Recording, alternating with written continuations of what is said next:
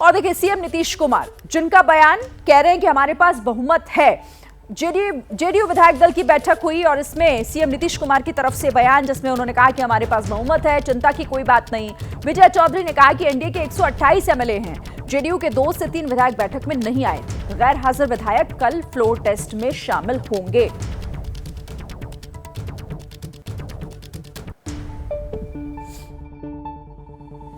लगभग सारे विधायक उपस्थित थे। जो 2-3 विधायक नहीं थे वो पार्टी के पदाधिकारियों की इजाजत से वो नहीं थे।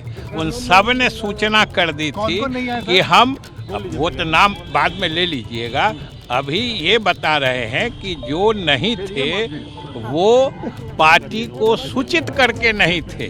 वो सब लोग शाम से लेकर सुबह तक पहुंच रहे हैं। हम लोग आश्वस्त हैं और सभी जानते हैं कि हम लोगों की संख्या 128 है और हर हाल में हमारा विधानसभा में बहुमत है। और इस पर बात करने के लिए क्या हमारे पास और अपडेट है, सीधा इस वक्त आप देख रहे हैं हमारे संवाददाता प्रकाश हमारे साथ जुड़ गए हैं। प्रकाश जी, जिस तरीके से अब ये अंतिम दौर की हलचल है, क्योंकि कल सुबह से पहले आज की रात काफी भारी, क्या नया अपडेट आपको मिल रहा है? क्योंकि जेडीयू का दावा कि जो बहुमत है, जो संख्या बल है, वो मौजूद है हमारे पास, कोई दिक्कत नहीं।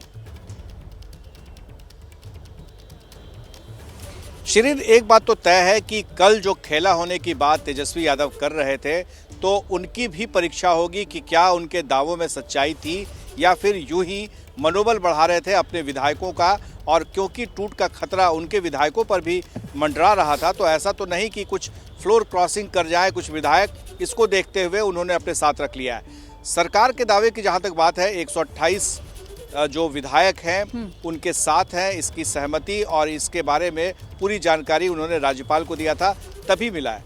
देखिए, इसमें जो खेला होने की बात हो रही है ना, उसकी संभावनाएं बहुत कम दिखता है। उसके पीछे जो तर्क बताया जा रहा है वो ये है कि सबसे पहले स्पीकर के बारे में फैसला होना है कि स्पीकर के खिलाफ जो अविश्वास प्रस्ताव लाया गया है उस पर क्या होगा। आज भले ही मनोज झा जो आरजेडी के राज्यसभा के सांसद हैं, उन्होंने दावा किया कि 122 नंबर उन्हें पहले दिखाना होगा, लेकिन जो पहले भी इसके, देखिए थोड़ा सा पीछे जाना पड़ेगा। जब पिछली बार नीतीश कुमार महागठबंधन में आए थे और बीजेपी से अलग हुए थे, तो उस वक्त भी कुछ ऐसा ही सीन हुआ था, कुछ ऐसा ही नज़ारा था। विजय सिन्हा तब स्पीकर थे, उन्होंने इनकार कर दिया था इस्तीफा देने से।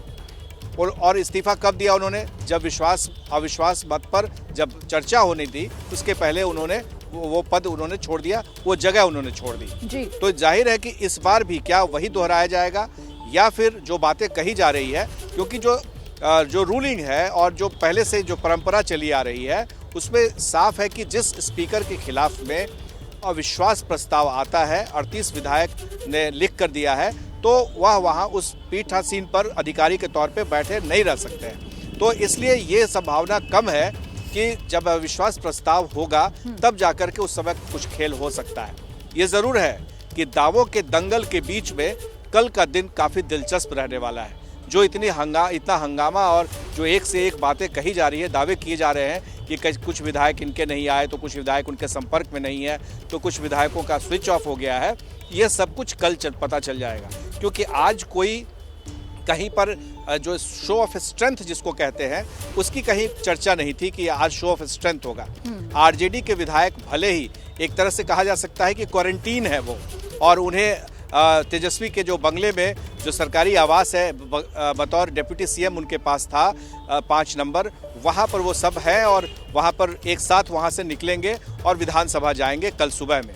लेकिन सवाल ये उठता है कि क्या तेजस्वी जो दावा कर रहे थे, क्या नंबर गेम में कहीं वो आगे हैं या नंबर गेम में पीछे हैं? सत्ता के साथ जब थे तब उस समय का उनकी ताकत, और जब वो सत्ता में नहीं है तो उनकी ताकत। और दूसरा पक्ष ये भी है शिरीन कि नीतीश कुमार को क्या तेजस्वी यादव या विपक्षी नेताओं के किसी चाल के बारे में पता नहीं है?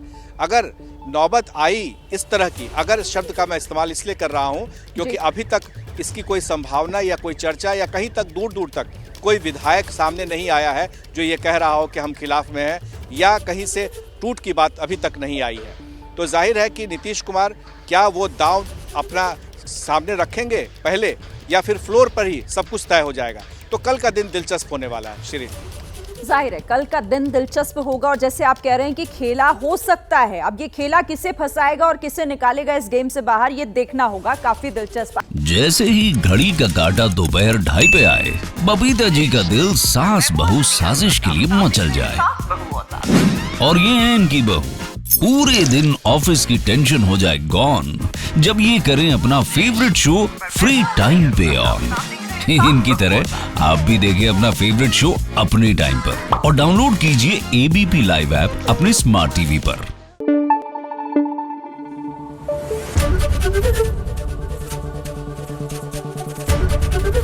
एबीपी न्यूज आपको रखे आगे।